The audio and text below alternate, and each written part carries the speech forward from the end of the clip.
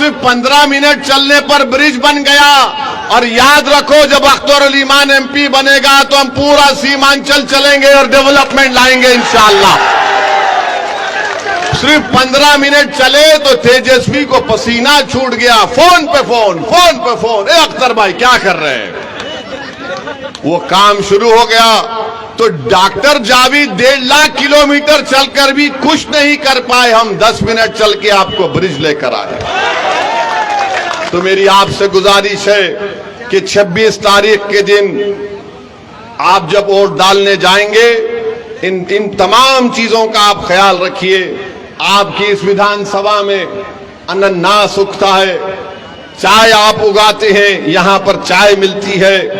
यहां पर आप केला, गोला, मिर्च पैदा करते हैं, मगर क्या आपको उसको कीमत मिलती है उसकी? ये सब के सब कीमत कैसे मिलेगी जब आपकी तकलीफ को कोई समझने वाला होगा? अब जावेद साहब तो 1.5 लाख किलोमीटर चलकर भी उनको पता नहीं इसकी कीमत क्या है। मास्टर सिर्फ पैसे बांट सकता है, मास्टर के पास बहुत पैसा है, मगर याद रखो जो पैसे देता है वो निकालना भी जानता है। यहां अख्तर उल ईमान को कुछ चीज नहीं चाहिए। इस शख्स की जिंदगी का मकसद एक ही है कि बिहार में आपकी क़यादत खड़ी हो जाए और सीमांचल से इंसाफ हो जाए। अगर ये 2 काम अख्तर उल ईमान की जिंदगी में हो जाएंगे, मुझे यकीन है कि होगा इंशाअल्लाह ताला। ये हमारी भी जिंदगी का मकसद है कि सीमांचल से इंसाफ हो। मैं बार बार आपसे कह चुका हूं और आज भी कह रहा हूं कि सीमांचल को मैं आता था, आता रहूंगा हमेशा इंशाअल्लाह ताला। सीमांचल का इंसाफ मेरे लिए बहुत जरूरी है। जब तक अल्लाह मुझे जिंदा रखेगा मैं सीमांचल की लड़ाई लड़ता रहूंगा। मेरी आंख जब बंद हो जाएगी तो अलग बात है, मगर अल्लाह जब तक सेहत और जिंदा रखेगा हम सीमांचल की लड़ाई लड़ेंगे। चाहे कोई भी आ जाए, हम इंसाफ दिलाकर रहेंगे सीमांचल में इंशाअल्लाह ताला। तो मेरे अजीज दोस्तों और बुजुर्गों, मैं यहां पर खड़े होकर अल्लाह से दुआ भी करता हूं कि अल्लाह सुब्हाना व तआला हमारे साबिक़ा एमपी मौलाना असरारुल हक कासमी साहब के अल्लाह उनकी मग़फ़िरत करे। नेक आदमी थे। जब ट्रिपल तलाक का कानून लाया गया तो उनको कांग्रेस पार्टी ने बोलने का मौका नहीं दिया। इतने बड़े आलिम दीन और मौलाना को बोलने नहीं दिया गया। मेरे भाई, ये पार्लियामेंट में बोलने ही की खुसूसियत है। कोई पार्लियामेंट नहीं जाता गूंगा अंधा बन के बैठने के लिए। पार्लियामेंट में कोई जाता है तो आपकी तकलीफ को बयान करने के लिए जाता है। आपके इस इलाके में आप जानते हैं कि यहां पर 5-8 नदियों का पानी आता है, महानंदा, मेंची और कनकई। इसका हल कैसे निकलेगा मेरे भाई? इस विधानसभा में इतनी तकलीफ है, इसका हल कैसे निकलेगा? अख्तर उल ईमान को आप यहां से अपना नया एमपी बनाइए। हम आपसे वादा करेंगे इंशाअल्लाह ताला ये तकालीफ दूर होगी। आपके इस विधानसभा में पिपरी थान से बादल चौक की रोड है, रोड नहीं है, रोड नजर ही नहीं आती। कौन ये आपकी लड़ाई लड़ सकता है? सिवाय अख्तर उल ईमान के कोई नहीं लड़ सकता।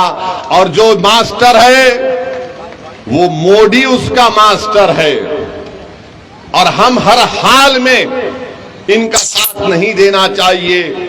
याद रखिए, मजलिस पिछले 10 साल से पार्लियामेंट में जितने भी कानून मोदी ने लेकर आए, मजलिस ने उन तमाम कवानीन के खिलाफ वोट दिया। CAA का कानून हो, ट्रिपल तलाक का कानून हो, बल्कि मास्टर से एक बात पूछ लेना और जावेद से भी पूछ लेना। पिछला पार्लियामेंट का आखिरी सेशन था तो हुकूमत नरेंद्र मोदी के पूछा कि 22 जनवरी को बड़ा तारीखी काम हुआ था, कोई तकरीर नहीं कर सका जो हम बेबाकी के साथ बता दिए। हमने पार्लियामेंट में खड़े होकर कहा था ये जावेद और मास्टर को चैलेंज कर रहा हूं, तुम इस चुनाव में खड़े होकर बोलो बाबरी मस्जिद जिंदाबाद, बाबरी मस्जिद जिंदाबाद, बाबरी मस्जिद जिंदाबाद। नहीं बोल पाएंगे क्यों नहीं बोल पाएंगे? क्योंकि मास्टर का मास्टर मोदी है, और जावेद तो बेचारे उनको बोलेंगे हाँ हमारी जान निकल जाएगी। ये काम हमने किया पार्लियामेंट में खड़े होकर। सबने हमसे पूछा तुम्हारी हिम्मत कैसे हुई? हमने कहा अरे हिम्मत का मामला नहीं है, ज़रफ का मामला है। हिम्मत का मामला नहीं है। जिसका ज़मीर जिंदा होगा वो नाइंसाफी को नाइंसाफी कहेगा।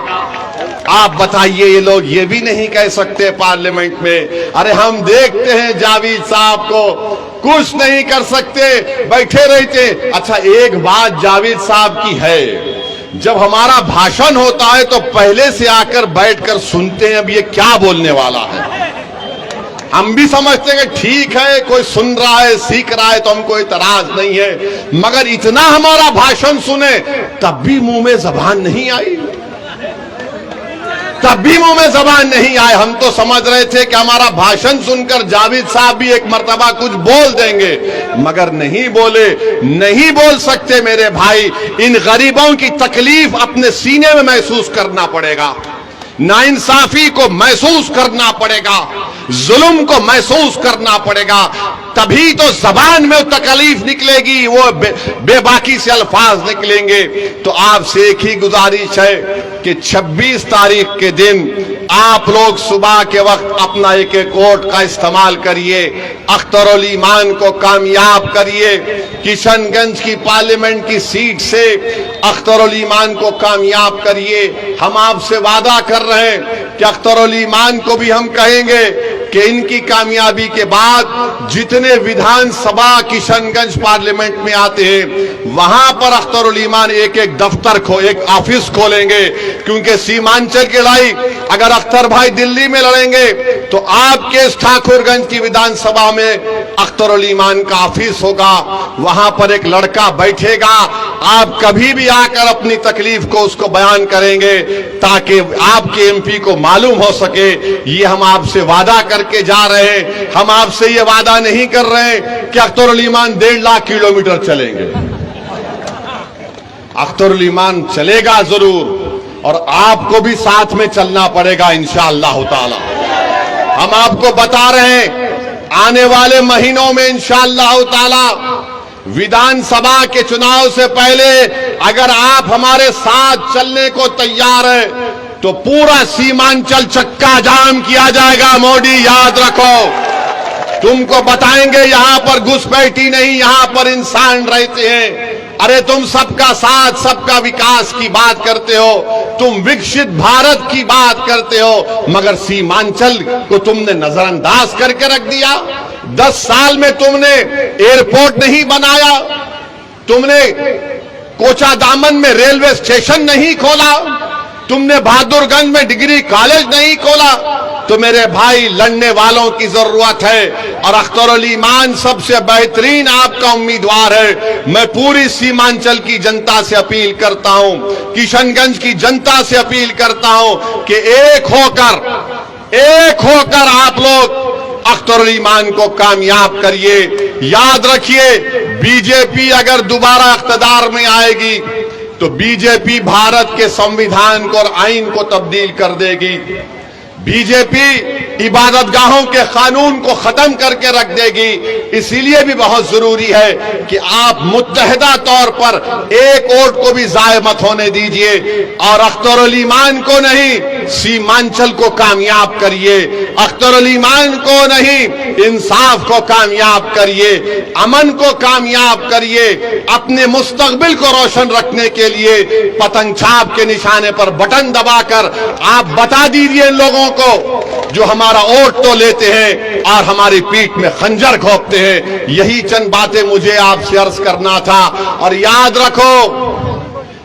रखो चुनाव 26 को खत्म नहीं होगा, चुनाव 26 को नहीं खत्म होगा। 13 को भी वोटिंग है, उसके बाद भी एक वोटिंग है, उसके बाद भी एक वोटिंग है, उसके बाद भी एक वोटिंग है। तेजस्वी यादव 26 को चुनाव नहीं खत्म होगा, मेरी बात तुम लिख के रख लो।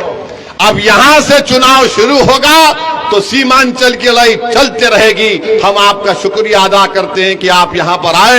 26 तारीख को पतंग छाप पर वोट देकर अख्तर भाई को चौथे नंबर पर अख्तर भाई का फोटो भी रहेगा, पतंग रहेगा।